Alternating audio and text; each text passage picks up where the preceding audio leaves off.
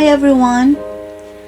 My assignment today is to share something about how to partner with your Pastor Husband gracefully.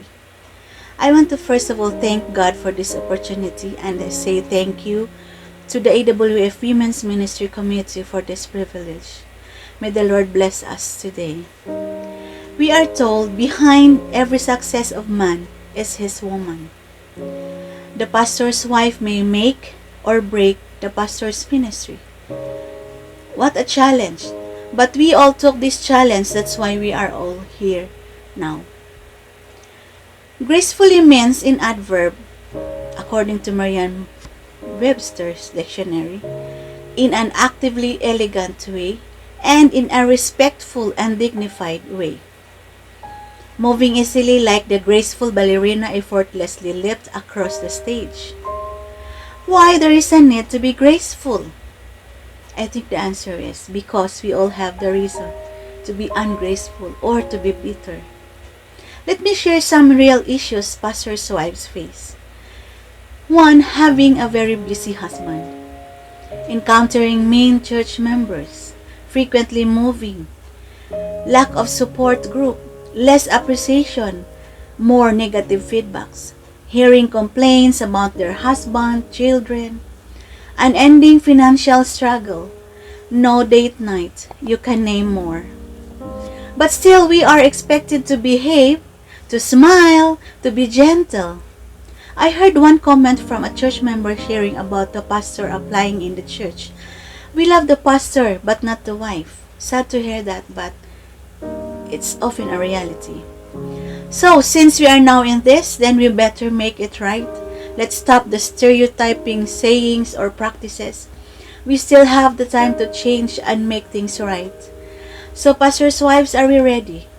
How to partner with your husband, pastor, actively but in elegant way, respectful and dignified way, or in one word, gracefully. Number 1, appreciate your worth. Or appreciate yourself first before you can gracefully appreciate others. We cannot give what we do not have. Appreciate your value or usefulness, what you are extremely good at, your level of ability, your best quality. Remember your achievements, your importance. Identify your gifts, your talents. You have plenty, right? Focus on those. Focus on your strength. The society we are in may have the tendency to major on weaknesses, on flaws. Remember always the mistakes or failures and let us feel condemned, judged, and in self-pity. But remember Psalm 139 verse 14a, the psalmist says, I praise you because I am fearfully and wonderfully made. Pastor's wife, you are unique. In 1 Corinthians 7:23 it says, you were bought with a price. My sisters, you are valuable. What we are now is because of God's grace, and what we have, our talents, our skills, abilities, are God's gift to us. So no need to compare with others and be bitter or jealous. Instead, thank God for what you have. Don't be too hard on yourself. Please tell yourself, I am unique, I am valuable. Use your name like my name is Jessie. Jessie, you are unique. You are valuable. Tell it. With this, you can easily say the good in others, and that's the secret of gracefulness. Something I want you to do later, or assignment for you to do. Sorry, can't resist the teachers in me. Write down 10 or more gifts, skills, qualities you have. Then read those aloud again and again and believe that you have those. Then thank God and use them for God's glory and honor. Again, appreciate your worth. Number 2, practice boundary setting. A life without boundary is no life at all. Why practice boundary? According to the authors Henry Cloud and John Townsend on their book Boundaries, we need to practice boundaries because establishing boundaries is good for you and people surround you. When you are clear with your boundaries, people will understand your limits and will know what you are and are not okay with, and they will adjust their behavior. The people who don't respect your boundaries are ones you may not like in your life. What would be the effects of not setting boundaries or not setting limits? The word burnout. We have lot of that, anywhere and everywhere. How do we begin boundary setting? Learn when to say yes and when to say no. Draw the line. Good and honest people need discipline and they respond to limits. Example, if you are told to sing but you don't know how to sing, or you know you cannot sing, say no and be honest. But you can volunteer on the area you do best. Church members may act like they want a super pastor or a super pastor's wife.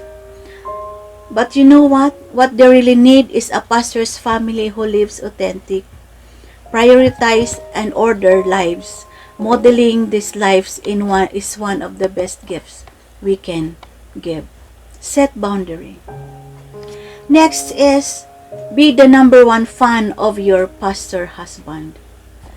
A fan, aficionado, or supporter is someone who has an intense, occasionally overwhelming liking and enthusiasm.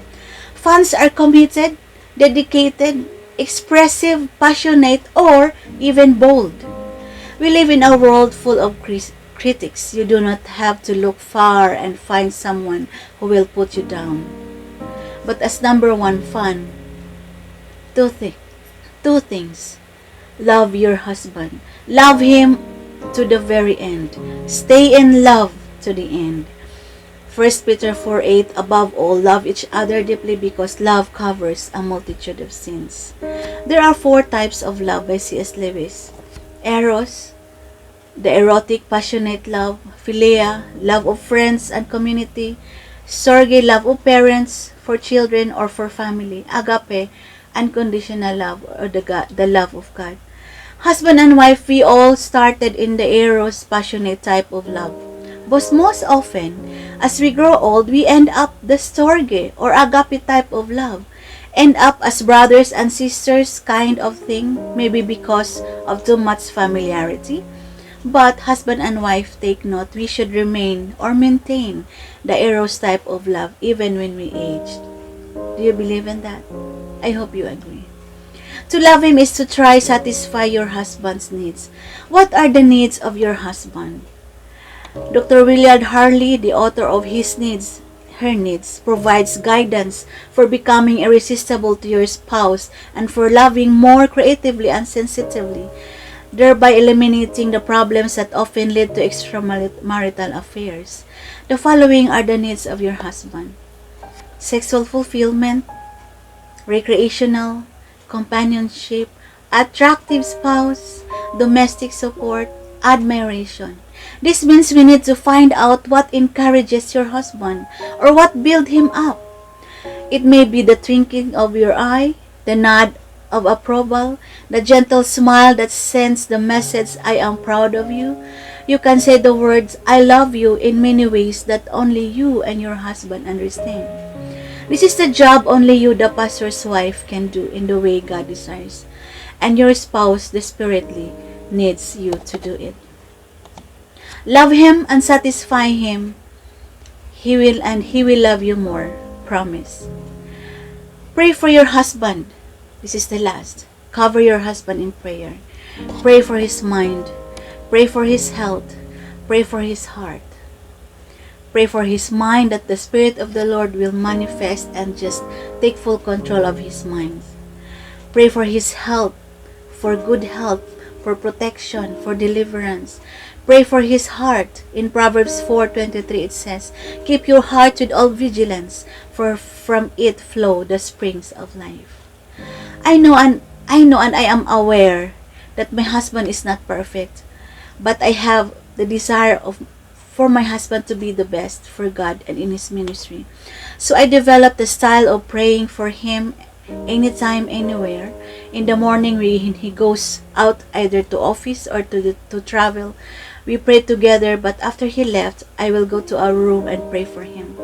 During the day when we text or call or send messages, I will whisper a prayer for him. In the evening, we pray together before going to bed, but before I close my eyes to sleep, I will pretend of hugging him, but actually, I am silently praying and laying my hands on him, surrendering him to the Lord. How to partner our pastor's husband gracefully, with elegance and dignified way.